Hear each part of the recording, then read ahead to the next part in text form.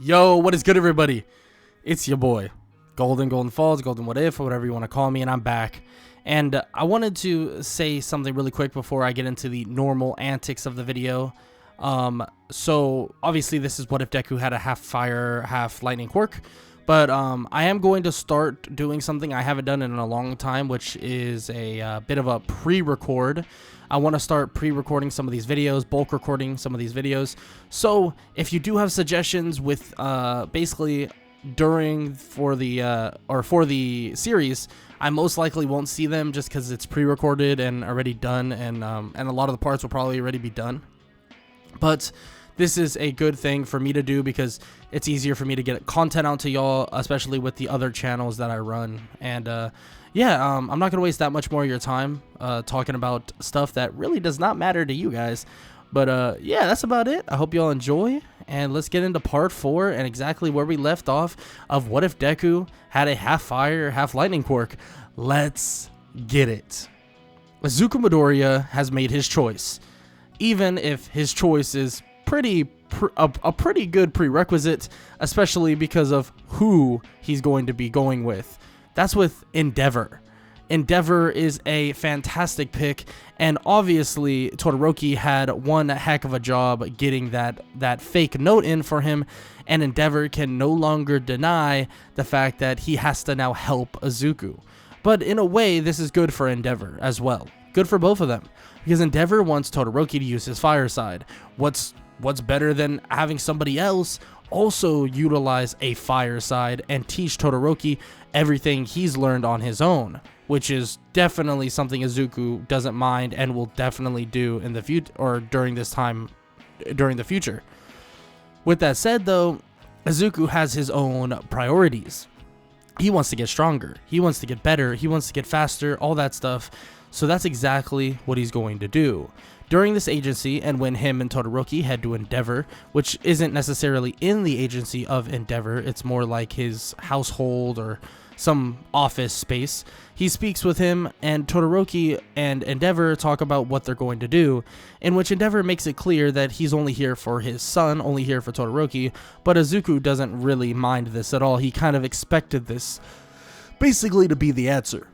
But that's okay. He's not really tripping or worrying about it too much. He has his own prerogative, and he knows exactly what he wants to get done and how far he wants to get throughout this time. So he's going to worry about that and not worry about whatever Endeavor says. For starters, a lot of the training between Izuku and also Todoroki will be very fruitful. We're talking about constant fire training, something that Izuku definitely needs. His quirk is very, very powerful, but also very scary.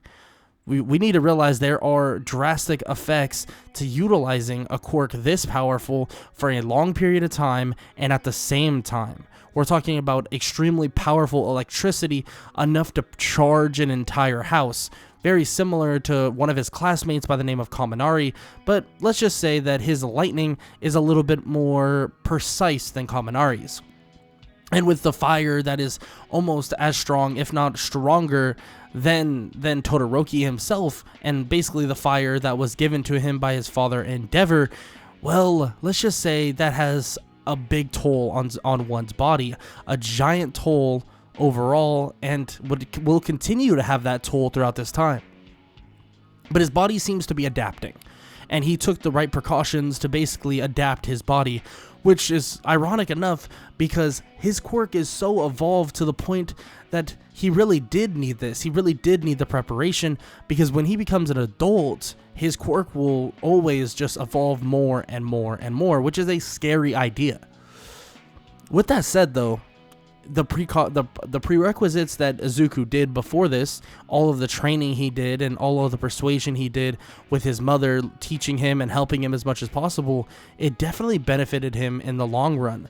Because after the training with Endeavor and Todoroki, it's pretty clear that Izuku is definitely beyond Todoroki's firepower at this moment, and definitely beyond a lot of the capabilities that Todoroki can currently output. But at the same time, Izuku has his lightning side. But of course, Endeavor doesn't like the fact that Izuku is showing up his kid, and he's going to make sure that it doesn't stay like this forever.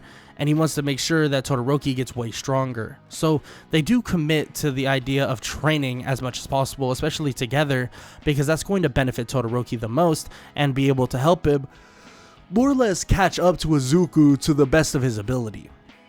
With that said, though, Izuku does do all of this with Todoroki, and they both get extremely more powerful throughout this time.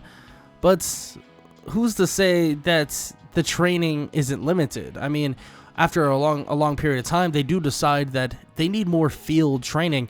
Field training is really what matters. Frankly, that's what matters in the long run. And yeah, the brutal Quirk training that they could go through does help and benefit, but training in the field, that right there is undoubtedly something that will benefit everybody and every single hero. So they decide that they're going to go on some patrols in Hosu City. Hosu City being a place that is pretty notorious for villainy and pretty notorious to have a ton of villains around. So they do expect a large sum of action, in which that large sum of action will definitely be beneficial for him and everyone else around. I mean, that large sum of action, patrol, and all of that will just straight up benefit everybody involved. And what seems to be a normal day, just, capturing villain here and there, would turn into something that nobody would even expect. Nomus would begin to come out of nowhere, attacking hero after hero, hero after hero, and everyone would be in complete and utter shock. Endeavor says that this is, the time for them to show what they can do and get some real training as they begin to fight all of the Nomus. Everything and everyone, at least right in front of them. But there's one issue. One giant issue. And that is Tenya Ida. Let's just say Izuku and Todoroki are truly not paying attention. They're not. And they're not really thinking about who's here and who's not here.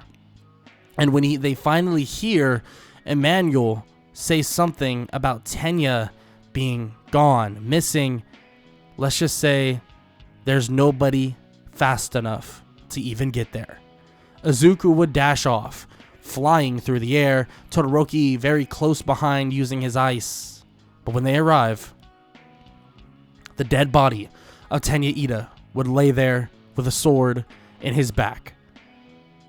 Of course, the hero killer is still standing right there. He proceeds to slash a hole through Native, another hero that is currently there as well. And Stain looking over at the kids, saying that if they were here to save them, they were a little too late. But if they're lucky, they can get out with their lives.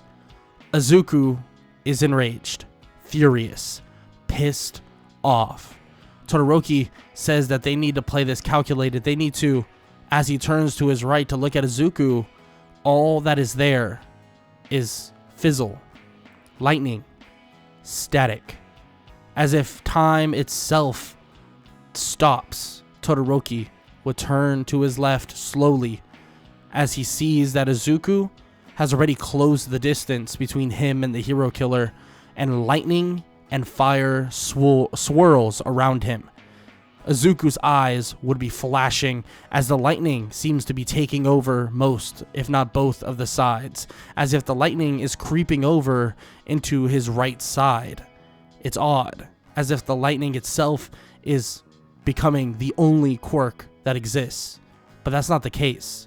Lightning is speed, is action, is reaction, and is quick fibers. Izuku knew that he needed to be fast, and on top of that, his anger itself is electrocuting everything around, shocking the entire area. We're talking about buildings and all of their power getting shut off instantaneously, power lines sparking like crazy, overloading every single grid you could possibly imagine. Izuku slide tackling obviously the hero killer to the ground, as the hero killer can be heard screaming, electricity vaporizing and basically scorching him. As he screams, silence would then basically dissipate once again, making it so that everything in the alleyway is quiet. Izuku picks up the hero killer and looks toward Todoroki, and his eyes are as if it's just one giant lightning bolt. His eyes are just static, and then he's gone. Izuku's just gone in a literal blink of an eye, in a literal flash. He's gone, and he drops the hero killer right next to some of the other heroes, as the hero killer is only hanging on to life because Izuku made it that way, shocking his heart back to life, making sure that he has to pay for what he's done. He then dashes back, and he's standing next to Todoroki as if he's twitching everywhere, as if he's moving back and forth without even knowing it. Todoroki tells him he needs to calm down now, right now. Todoroki looks around, trying to find something that could basically contain the electricity, because it's actually starting to fizzle his own hair. He can feel all the hairs on his body standing up, but luckily he's able to find something on the road, like this weird or this odd-looking blanket, or basically this material that would allow him to at least slow down the conductivity and basically the spread of the electricity, throwing it over Izuku as he tackles him to the ground. Luckily, he got this because there's a separation between him and Izuku, and he tells Izuku to stay right there, not to move. And he basically makes sure that Izuku stays there until people come. Eventually, the lightning and the electricity would calm down, but Izuku himself would really be afraid to move, because he can feel that his body is still shaking, still twitching, as if it's jumping in and out of different speeds and different out of different versions that he just created. He tells Todoroki that he doesn't even know what kind of power he just showed. It's as if his fire was gone. It was all just lightning. That's it. Izuku doesn't even know what to think, what to say, what even just happened. When the other heroes would come and basically see what happened with Izuku and Todoroki, they would see that Stain is already in custody, and on top of that, Izuku's kind of on the ground underneath some sort of blanket. And Endeavor would tell them that this is kind of an awkward situation. They would bring them back to the hospital, and they would speak about what's going to happen, especially after Izuku goes through some testing, especially because they want to see the repercussions of what happened with his quirk. Luckily, nothing too insane happened, but Izuku definitely needs to keep his temper in check, you could say. But the whole deal with the police force and saying that, hey, you can't do that, Endeavor will take the credit, blah blah blah, it happens all over again. I mean, that's a simple thing that's going to happen, and Izuku is completely fine with this. But there is some repercussion to what he did, and that repercussion is a bit of nerve damage. And it's more that Izuku actually is going to feel actually a little bit less pain than normal, and in a way they might think that this is beneficial for his quirk, because, well, he can kind of, it's like breaking off the limiters, but at the same time it's not good, because he doesn't know when he's completely and utterly, well, in a good, bad, and basically bad spot or not, which is definitely concerning. Because, I mean, if Izuku doesn't know he's really injured, then that's definitely an issue. But they say that the nerve damage, in terms of all of that, will soon go away, so it won't be permanent. But he will feel less pain overall, so it's gonna be a kind of an awkward experience. Think of it like if you go and stub your toe, it actually won't hurt at all, which maybe for some of us seems like a great thing. But if Izuku takes a regular punch to the stomach, right on the button, he might not even realize that it actually did more damage than his body is actually giving off, which could eventually arise a bit of an issue. But still, anything too powerful would definitely not worry about the limiters, so if he takes a punch from someone very strong, it won't really matter at the end of the day. He'll still feel more or less the full brunt of that attack. Now it's time for them to head back to UA, especially because of all the incidents that just occurred, and, well, Aizawa and UA believe it's best for them to come back a little bit early. With them coming back early, he does speak about what's going to happen and what's going on. He speaks about, they speak about one thing, which is the forest training camp, and on top of that, they speak about the final exam, and they're both more or less intertwined. And the fact that if they do really well at the final exam and pass it, they can go to the forest training camp. If not, they have to stay here. And obviously, this is a bit of a lie, but Aizawa likes to test his students to the best he possibly can, and that's exactly what he's doing at this moment. Izuku, when he hears this though, he is pretty excited, frankly, pretty excited at the idea that they're going to more or less test them to the best of their ability. And Izuku wants to see how far he's truly come, especially after the training with Endeavor, and also utilizing whatever power he was able to utilize against Stain, something he barely remembers. It's as if it was just a blaze of glory and a flash of light. With that said though, the first part of the final exam is also just a written, so any studying that they do is going to be beneficial, and studying in general is going to be beneficial for what is going on. So they get in there studying, and as much as they possibly can, and do as much as they possibly can, and it would eventually lead to the written portion of the exam. Izuku passing it pretty easily. I mean, it's not too hard for him, but after finishing that up, it's now time for the practical, in which initially they kind of think it's going to be simple, robots, stuff like that, but that's not the case. Robots aren't very practical, frankly, not even close. Why would robots be practical? I mean, they're very easy to dominate, very easy to destroy, and it would be very simple for everybody in Class 1A, very, very simple for people in Class 1A to absolutely eliminate all the robots in a blink of an eye. Think about it. Izuku would do that nothing, basically with one hand behind his back, and Izuku realizes this.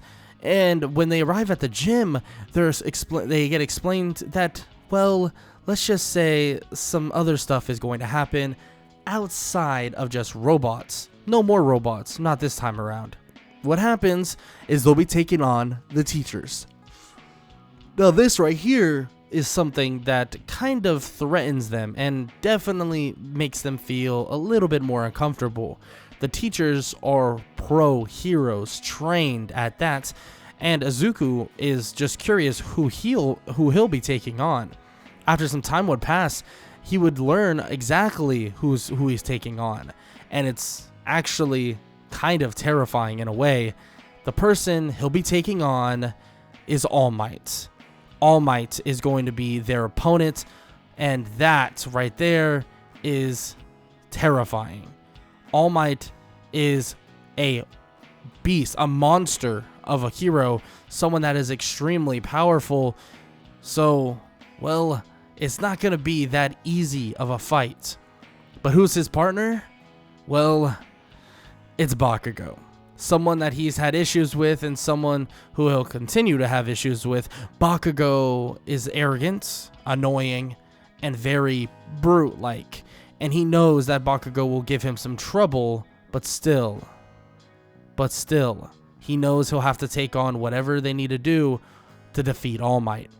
Or attempt to defeat All Might. He tries to start up a bit of a plan with Bakugo, actually explaining, hey, that we should do this or that, and try to stall All Might up. Maybe they could weaken him in a way, slow him down with their quirks, but Bakugo wants none of that. Absolutely none of it. He wants to take on All Might head on, head first, destroy him. He wants to obliterate All Might. That's his goal. And of course, this isn't really the best idea. I mean, we're talking about All Might here, guys. We're talking about All Might, the #1 hero, someone extremely powerful. And, well, that's not the best idea. He tries to convince Bakugo otherwise, but there's no convincing Bakugo. So they're going to have to take on All Might head first. So when it's their time to take on All Might, it's a scary feat. Because when they charge forward, the power of wind and the power of the shockwaves of All Might's punches can be felt from buildings away. But luckily they're able to control the distance, and he lets Bakugo take on All Might sort of by himself, but Izuku maintains the range. He knows how powerful his lightning is. He knows that he can slow down All Might, so that's exactly what he's going to do. He watches as Bakugo smashes into All Might with explosion after explosion, trying his best, All Might wondering where Izuku is, but he waits, bides his time. And of course, Bakugo says that he doesn't need that nerd. It's all about him now. He can defeat All Might by himself. All Might scoffs at this as he's about to grab Bakugo, but just as he's about to, this bolt of lightning comes soaring in. And of course, All Might would dodge it just barely, seeing the flash of lightning or seeing the flash of light. And as he basically dodges it, he thinks that he basically snuffed out a sneak attack, but Izuku wasn't aiming for him. He was aiming for the lamppost. As he hits the lamppost, the lightning begins to bounce, and it begins to destroy other electrical things around, and Izuku basically contains more and more power over this course of this time as the energy and lightning itself begins to go absolutely insane, absolutely haywire. Izuku begins to charge up like crazy, spamming lightning and fire everywhere, slowing down All Might. Of course, All Might is strong, extremely powerful, but one can only maintain its body so much when lightning is striking it, when it's getting slowed down, when the nerves within the body are getting struck and basically tempered with. All Might can feel that his punches are getting weaker. All Might can feel that he is getting slower, and that's exactly what happens. All Might could feel the lightning and the electricity surging to the worst part of his body, which would be the part that is extremely injured. And just as it is, he knows that he needs to stop the fight now. He immediately takes a knee as if he has to give up, and he admits defeat. Everyone is shocked, but Izuku knows exactly why he did this.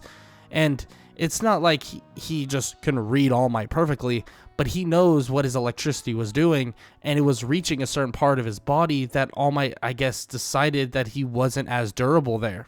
After the fight, and obviously after they're deemed the winners, Izuku would ask All Might about why he stopped it, in which All Might says that he was just outplayed, outsmarted, and they deserve the win. But Izuku knows this not to be true. He asks one more time, what's the real reason? In which All Might shakes his head and says that that Izuku must be extremely intelligent, because he knows that he can tell, or that he knows that he can basically get his mind wrapped around exactly what happened. They then speak for a little bit, and All Might reveals his injury and more, and so on. He reveals more specifics though, and he tells him exactly what happened and exactly why he was put in that scenario and why he was that strong, or why he was set back so much. And Izuku is shocked to hear that he's basically injured that much and still maintains this crazy bravado and this crazy idea that he's still the #1 hero. And he tells All Might that he really should get recovered. He really should get better. Maybe if he gets better soon, he can continue to be someone so powerful. But All Might says that there is no way he'll get better. There's just no way for him to truly get fully healed up. The injury is just too bad. In which, after hearing this, Izuku feels kind of down.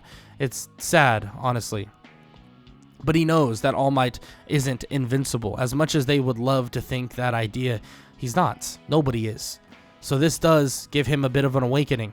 After the injury that he had, even if it was so minor, so minuscule, and maybe it's going away as of now, and the nerve endings have been recovered more or less, I mean, he's not invincible. If he utilizes his quirk improperly, he utilizes his quirk badly, I mean, he could end up just like All Might. He could end up truly in a bad position.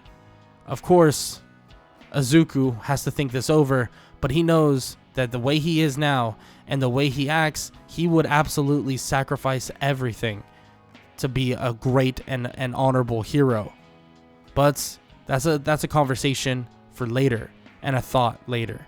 He won't think about it too much now because All Might is still alive and he's still working and he's still the #1 hero, but he might need to figure out a way to utilize his own quirk properly and not overload himself like he did against Stain. And if he does overload himself, he better damn well be prepared for it. With that said, what's next up is Aizawa telling the entire class that they're going to the forest training camp, will pass or not pass. And Aizawa would take them all on the bus the next day and get ready for insane training. For starters, they would all go to a mountain and wait as the Wild Wild Pussycats would launch them all off the mountain, but the real training would start in that forest. Monsters and monsters alike. They would fight all of them, and when they arrive at the forest training camp, that is exactly what they'll need. They'll need power, strength, and to utilize their quirk to the best of their possible abilities, because there's something coming. There are people and villains alike that want, well, All Might and these students dead. But there's also someone else that makes them very curious, makes them very interested. Is it Izuku? Maybe it's Bakugo. Maybe it's even Todoroki. There's many in UA that interest them, many alike. But Izuku and Bakugo may be the ones that the League of Villains have their eyes on. Maybe for their power, or maybe for their attitude. With that said, find out what happens next on part 5 of What If Deku had a half fire, half lightning quirk. And if you enjoyed, make sure to leave a like, make sure to leave a sub, and make sure to leave a comment down below, all that good stuff. And I hope all y'all have an amazing day. Later.